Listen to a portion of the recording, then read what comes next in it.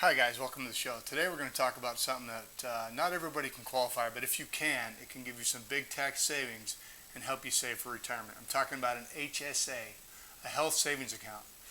We're going to talk about it next. Firefighter Financial Toolbox.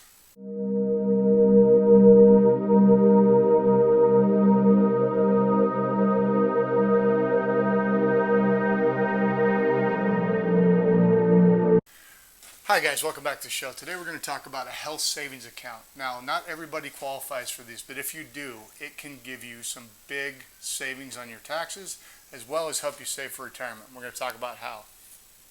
First of all, what is an HSA? An HSA is a health savings account.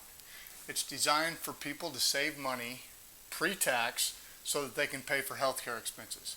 Now, not everybody qualifies. You have to have what is known as a high deductible health plan. What does that mean? So the IRS says for a high deductible health plan, you have to have at least a minimum annual deductible as a single person of $1,350.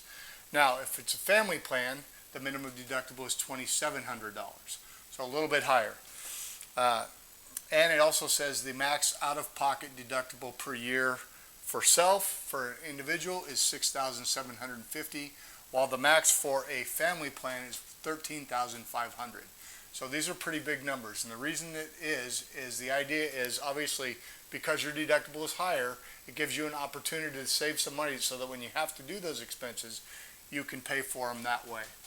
Now, a lot of people don't use it that way. If you are a pretty healthy young person and you don't have a lot of medical expenses, then perhaps you can put the money away and let it grow until you get older. Now, there are a few things that are important. If I have a high deductible health plan, but my wife is covered under a non-high deductible health plan, I don't qualify for an HSA. Let me say that again. If we have two plans and one of them is not a high deductible, we do not qualify. Also, somebody that's on Medicare can't do they can have an HSA, but they can no longer make contributions to the HSA. Other things. So let's talk about the big benefit. The big benefit is most employers that have high deductible health plans, a lot of them actually offer an HSA in-house. Now, if they don't, as long as your plan qualifies, you can go outside of your employer and enroll in an HSA. So what you can do then is have money taken out of your check. Remember, it comes out pre-taxed. Now, the money in the account will grow tax deferred until you take it out, and it can grow as long as it's in there. But as long as you take it out for a qualified medical expense, the money comes out tax-free. So you really get a triple tax whammy on that. It's the best thing going as far as taxes go. Now, if you're a relatively healthy person and you don't have to get into that money can continue to grow for as long as you leave it in there. You could foreseeably leave it in there until retirement and use it as kind of a secret IRA in that respect. Remember that once you go on Medicare, you can no longer make contributions. But we all know when we get older that we're going to have health care costs, and health care costs can be huge. So this is a way that we can put some money away to save for that. So let's talk about the contribution limits. For this year, for 2019, the contribution limit for a single person is $3,500. So each year you can put up to $3,500 away. And remember, that's pre-tax, so it's going to lower your taxable income. It's going to grow tax deferred until you take it out. As long as it's qualified medical expense, it comes out tax-free. Now, here's something to think about. Oh, also, the family contribution. So if your family's on the plan, you can contribute up to $7,000 per year.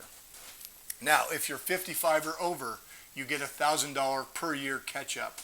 So for those last 10 years before you're 65 and go on Medicare, you could actually put up to $7,000 per year in for your family. If you do not take that out, that money can grow and it's your money. So we use it when you want. But make sure that you use it for a qualified medical expense, because if you don't, not only will you have to pay taxes at your ordinary income level, just like a normal IRA, you'll also get hit with a 20% penalty. So save this money, earmark it for healthcare expenses in the future. Simple as that, right? Now, I've had people ask me, well, isn't that kind of the same as a flexible spending account that I use for medical each year? It is, but it's not. Remember, a flexible spending account, an FSA, is controlled by the IRS the same way. However, that's money that you have taken out pre-tax, and it has the same things. But remember, with an FSA, the maximum per year in 2019 is $2,700. Now, the biggest difference is with an FSA, you have to take that money out and use it by the end of the year. I believe you can roll about $500 over for 90 days past the end of the year. So, unlike an FSA, with an HSA, if you don't touch it, that money can grow for as long as you want. So, is it worth it?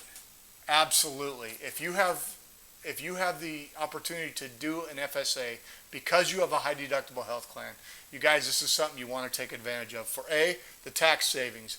B, the money's growing tax deferred, and we all know that when we get old or older, we're going to have medical expenses of some kind, be it co-pays at the doctor's office or even paying for actual medical insurance payments each month.